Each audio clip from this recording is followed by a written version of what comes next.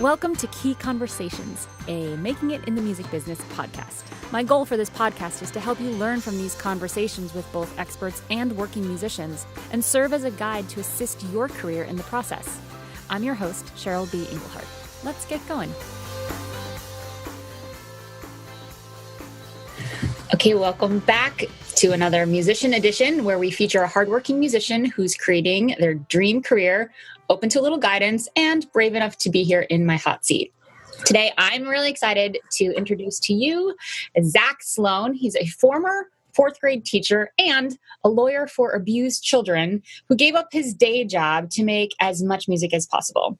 And the way he describes himself, which I love, is he sounds like the boss taught Matchbox 20 how to fight. That's awesome, right? You can find it at ZachSloan.com. So Zach, thanks for being here. That's an awesome intro. I'm so glad I got to say those words together. Well, thank you very much, Cheryl. I can't take total credit for that. I had some fantastic coaching on how to write a good intro. Amazing. So you were an angel, and then you decided to quit being an angel, helping abused children to do music. Cool. So tell me, let's get the world of what you're doing. We can see your studio here, which is pretty cool. You got some drums and speakers, and there's clearly like live music stuff going on. But what are you doing right now? What fills your days in the music realm? My days are mostly filled with working on my newest releases, and then booking live shows for myself, as a solo act and a band, and my band. I also do production, mixing, and mastering for other artists as well. That's less of my time, but it's definitely something I enjoy. But most of my time is really spent on my current working on my solo record. Very cool. Awesome. So right now, are the streams of income for you from the live thing, or are you tackling any licensing or like building a fan list and selling CD? What does that look like? Or is it the multiple streams? It's multiple streams. Live shows are the bulk of it. But I am always working on building my email list, which is just something that I've discovered is the most consistent way to have income coming in, because those are the people that buy my records more. When I put something new out, that list, they'll take care of that for me. But also, when I'm producing other people, there's income from that, mixing, mastering from that. I'm trying to do more licensing. I haven't had much success there yet, but I only recently started that since in December. So I don't expect to be fully rock and rolling and licensing in, just a few months. I know that takes time. Got it. I love that you've got a couple different irons in the fire, but you're also clear on what's the long game. And, the email list, I'm dorking out this year on email lists. Super, super important. Something that was sort of always innately made sense for me, but to hear that you're actually you can trust them to support you when you've got this music coming out because they want to. It's not like, oh, we need to help Zach. It's like, yay, he's got new music. And right. That's the context. It's much more empowering than thinking I need an email list so they can help me. Absolutely. Yeah. It sounds like you have a good context for your list. Yeah. Go ahead. Well, that's the thing. I pulled a lot of this from doing work with you, like in NMX4, is that, they are subscribing. They are saying, because by law, they have to want to be there. You can't just put people on. So they want to get your stuff. Don't abuse that privilege, but also remember that they want to hear from you. And so it's okay to send them things. So very true. It takes a while to get that mindset. Like it really does. When we are in like starving artist mode, it's hard to not come from help me. So that's really awesome. Nice job. Well, and I think, and you probably have said this, but I got this from you, but it's, if as soon as you start going into help me, bye, people tune out. You can't do that. If I sell more CDs, like I did a blog post at the beginning of the year, sort of a 3-parter. I talked about a cancer scare I had where I thought I was losing my hearing, and I had more revenue. Like people went and started streaming my music more on Spotify. They bought my album. I never once said, please buy my CD. I said, here's my story.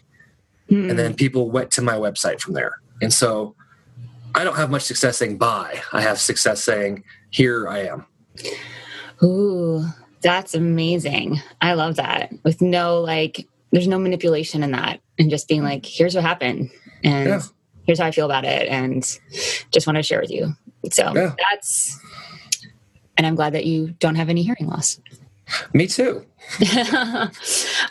So you just said something, and I haven't talked about this a lot, that you have a blog post. So tell me how you treat a blog, because I get this question a lot, and I always sort of like blow over it because I'm like, I don't know, should I have a blog right now? And my blog, Living on Gigging, got started when I was on tour, and just stories I could think of back in 2008. So it's now 10 years old. It's turned into a little bit of how I do get my gigs and how I work at my career. And it's a little bit more of a music business blog now. But I always wonder, like, are people reading your blog in the same way they're reading your emails, or how do you manage like double the content? So tell me about your blog. Sure. So one thing I've started doing in this year is that I'm trying to make my blog also something that can resonate in an email for my newsletter. So I may take a blog post and multi-purpose it and say, send it out to my email blast, but then also post it as a blog post. If it's something that's universal and is evergreen, essentially. If it's not an evergreen content, that's going to be exclusively a newsletter thing. So those are things like, my gigs. If I'm hitting a segment of my email list, say in Denver, that's not a blog. That's not going to be a blog post. Right. But my blog posts typically are longer and more in depth because I forget where I read it, but if your email takes longer than 3 minutes to read, it's probably not going to get read. And so if it's a longer post that's going to my blog, and if it's something that's shorter and has more of a call to action feel, that's usually going to be a newsletter. Did I answer the question completely though? I'm trying to think. Yeah, no, it's a blog is a place to sort of expand on some of those ideas. I definitely think that repurposing the content is a really good idea. Even if you have a blog post that's really long, you could write the first 2 paragraphs or, one paragraph in the email and make a click here to read more. If people are interested, they can keep going. And then you can use the content from the blog post, get traffic both places and utilize both. But, I think that's really good especially if you are able to write and create content and you want something to, you want to cross promote things and sort of share your story, especially if that's part of your brand. I mean, it should be part of everyone's brand, but if being really authentic and sharing stories often and like being vulnerable is like, which it is for you, then blog totally makes sense. And cross-purposing the content is, I think, really brilliant. And when you say, I just want to clear up when you say evergreen. So evergreen is a term that I've been starting to hear a lot more, especially in the marketing world, but it means that it's something that can, play forever. There's not a timestamp on it. So if you say I have a gig this Friday, February 23rd, that's not an evergreen announcement. There's an expiration date on that essentially. But if you say, if you'd like to know more about my shows, go to my shows page on my website. You could send that in a automated email and someone can get that in July or December and it won't matter. So when you're talking about evergreen content, it means there's not really an expiration or it's not going to be outdated at any point. I love that you use that term and I just want to clear that up for anyone that didn't know. No, absolutely. I agree with that completely. That's how I'm glad I used it correctly. Yeah, no, that's great. So let's talk about what's next for you. What are you working towards? I always love to hear what, full working musicians are doing, but then also what are you, what's the path that you're on? You're headed somewhere. Where is that somewhere? This is kind of fun. You're the third person I've told this to. First was my wife, and I did a radio spot last night and told the DJ, and now you. So this is really cool. Where I'm headed now is I was planning on releasing a full 10-song album in September of 2018. But I've since decided not to do that because after doing a lot of market research and using my email list to communicate with my fans and say, what would you prefer? Would you prefer a full-length album or would you prefer EPs? And the response was people said we'd actually like shorter chunks, smaller. So instead of doing a full album, I'm going to do 2 EPs spaced out about 6 months apart, which is fine. I mean, it's the material that I'm just sort of reallocating. But the idea going from here's 10 songs that I wrote to 2 companion EPs that when are combined will tell the story of how I went from a guitar player in Texas to a child abuse attorney to a full-time musician, and sort of when you put the two together, it becomes a concept album. So I still get to get my classic like 70s making a full album vibe going, but it's in pieces that are more digestible. So that's my big thing that's off in the distance right now.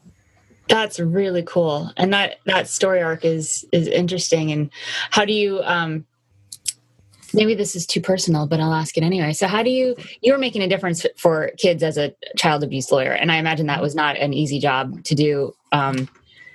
Do you miss you seeing the direct difference that you can make for people, or are you getting that in what you're doing with music?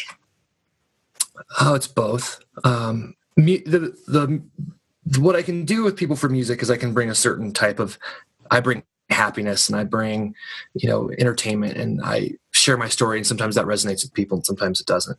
But when I was doing child abuse work, and just to be clear, I represented kids who were abused in Colorado. So in Colorado, when a child is abused, they get their own lawyer. And so the parents have a lawyer, there's the county that's involved, and then I represent just the kids. And that's what I did. What I could do for those kids is something so different, because my goal was to provide safety. And so it does fill that service part of me, both roles. However, the service is just drastically different. So and you're right, it was hard, but also it was very rewarding at the same time. But just my psyche couldn't take it after so many years of doing that work. Yeah. Wow. That's amazing. That's amazing that you were able to contribute to the state of Colorado in such an amazing way. That's really cool. It was quite the journey, as I'm sure you can imagine. Yeah. No, I mean, I can't actually, because I haven't ever done work like that. And that's super inspiring. But you did say Colorado. This brings me to another question that I get asked a lot. You are not in the hub of a major music. Nope. So how have you grappled with that? Does location matter for what you're doing? Like, tell me your thoughts on that. Cause that's a question you hear around a lot too. Like, oh, you need to move to New York or LA or, Nashville or one of the music hubs. And my answer is no, you don't. You just need to be willing to get on a plane. You need to be willing to get on Skype. You need to be willing to put some systems in place. But I'm always interested to hear if I'm totally off base here. So I'd love to hear what you think, that fact that you're doing the full-time music thing in not a stereotypically musical hub. Right. And I've gone even further away from it, because not only am I in Colorado and not in New York or LA, I'm not even in Denver anymore. My wife and I moved out of Denver because it was just too expensive, and we moved to Castle Rock, which is a small town. For me, it doesn't matter that much for a couple of reasons. One is that I've by developing an email list, by working hard on social media, I have people all around the country who like my music. Now, most of them are in Colorado, but I got a Facebook message, just a couple days ago asking me, I want to buy your album. Can you mail me albums in Nebraska? Sure. If you buy my album, I'll mail it to you. That's fine. I don't think it, because of the internet has, I think, leveled the playing field for a lot of that. And I actually find it to be kind of an advantage for me, because the market's not so saturated here. Right. I went to Nashville for the first time in August of last year for the CD Baby conference that you spoke at marvelously. And, and I remember looking around and talking to the local musicians and hear them talk about how hard it is just to get an unpaid gig. And I was like, it's hard in Denver, but it's not that hard. Right. And so not being in a saturated market helps. Now, the downside is that Denver's not a music city. And so a lot of the clubs don't take it as seriously as Austin, Los Angeles, Nashville, et cetera.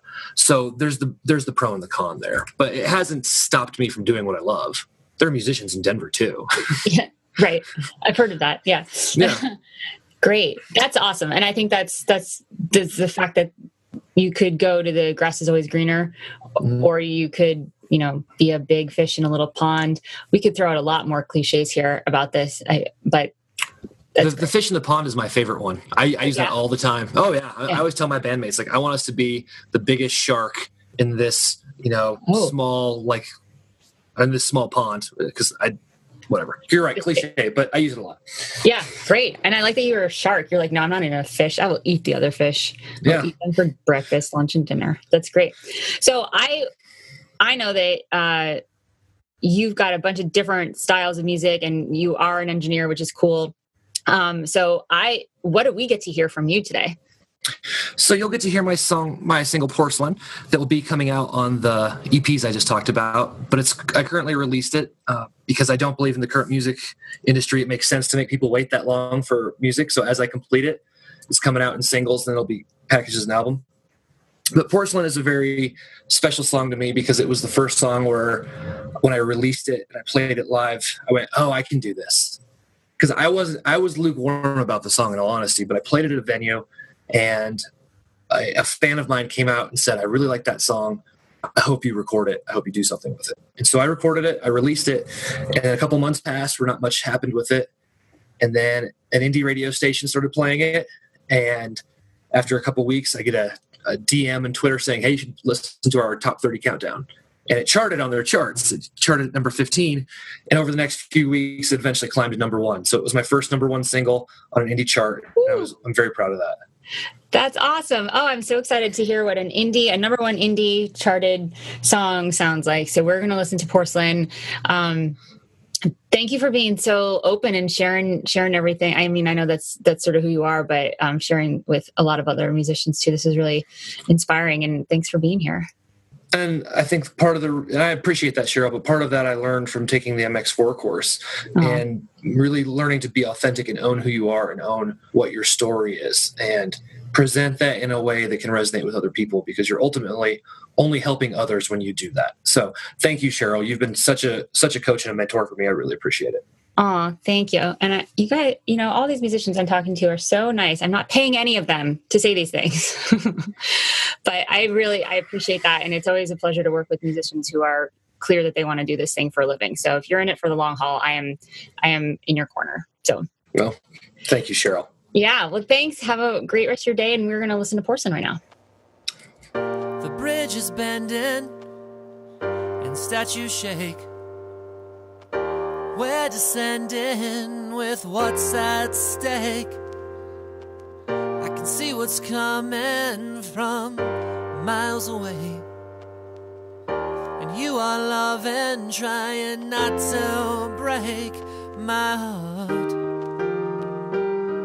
Please don't forget to rate, like, and subscribe on iTunes, Stitcher Radio, and YouTube if you like this podcast. Musicians like you keep me inspired and motivated. And for doing that, I'm offering you my Mastering Email 12-page workbook. It's packed with valuable exercises and information to get clear on implementing and mastering your email list strategy. This will help you figure out the best kind of platform for your specific goals, including a 7-step process to build, grow, engage, and monetize your list, all while feeling authentic and on brand with your music. Get your Mastering Email workbook at inthekey.co/masteringemail. Thank you for listening, and I'll see you next time on Key Conversations. The theme song on this podcast was provided by yours truly. If you're interested to find out more about my composing and songwriting projects, go to inthekey.co/Cheryl. If you're a musician looking to get some real results for your music career, then head to inthekey.co/results, where I've created a bunch of different kinds of resources just for you. Key Conversations is sponsored in part by Bandzoogle. They make it easy to build a beautiful website for your music. Their step-by-step system gets you online in minutes, and you can choose from hundreds of mobile-friendly themes and customize them with their point-and-click editor. All of the features you can imagine for a possible website are built in. So, because you're a Key Conversations podcast listener, you get a special month free trial plus 15% off if you do decide to sign up. Just for you. Go to inthekey.co/make-a-site to get the offer. Say what you mean, I ain't made of porcelain. If you're seeking something, go find it, and if you need release, please stop biting your lip, cut to the quick. I'll find my way again, cracked and broken, but that don't make me porcelain.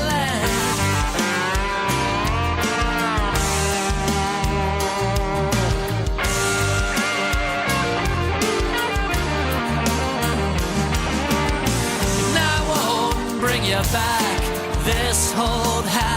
no cracks. Oh, lesson learned. Don't build a bridge just to get burned. No magic comes in waiting, and I won't be mistaken, 'cause this contemplation is breaking, but we ain't changing. If you love me, then love me. If you're leaving, then go. Get your tongue out your cheek, say what you mean. I ain't made of porcelain. If you're seeking something, go find it, and if you need release, please stop biting your lip, cut to the quick. I'll find my way again, cracked and broken, but that don't make me porcelain.